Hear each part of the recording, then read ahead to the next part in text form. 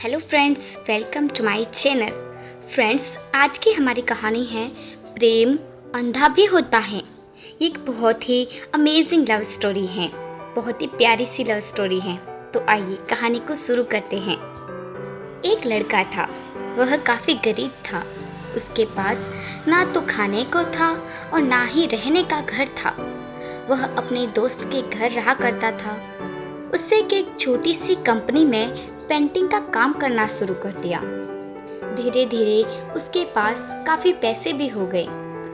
बाद में वह काफ़ी धनी भी हो गया, लेकिन अभी भी उसके अंदर कुछ कमी का एहसास होता था। जब वह छोटा था तभी उसके माता पिता इस दुनिया से चले गए थे।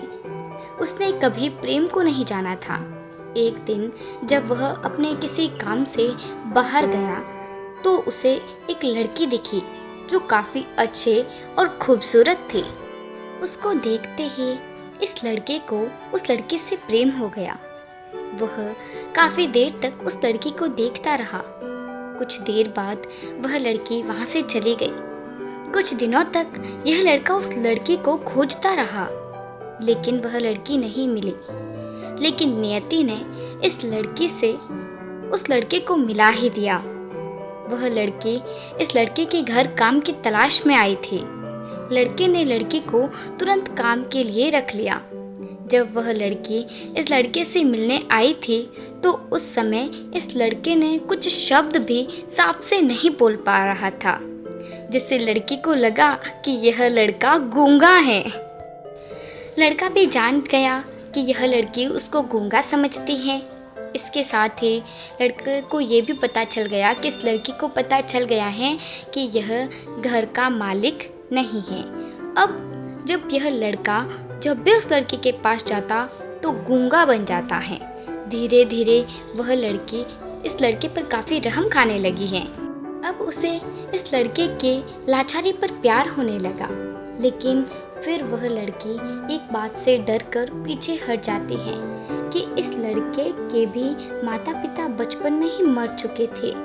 इस लड़के को उसके साचा ने पाला था और वह चाहता था कि वह जब तक जिंदा रहे यह लड़की उनके खाने पीने का पैसा दे। लड़की का प्रेम हद से बाहर जाने लगा। लड़के के एक खांसे पर वह लड़की दौड़कर उस लड़के के पास पहुंच जाती थी।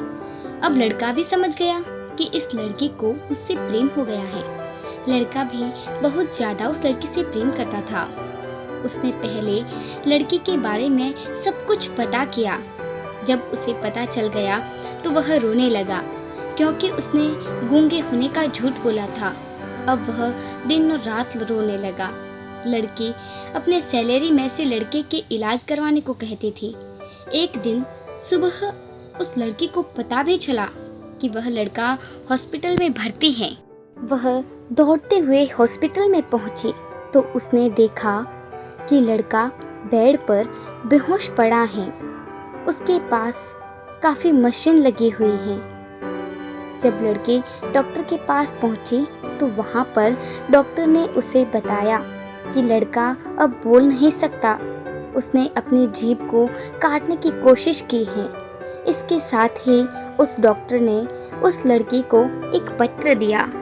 इस पत्र में लिखा था कि मैं एक काफ़ी धनी लड़का हूँ। जिस घर में तुम काम करती हो उस घर का मैं मालिक हूँ, लेकिन इसके साथ ही मैंने तुमसे एक बहुत बड़ा झूठ बोला है कि मैं गूंगा हूँ।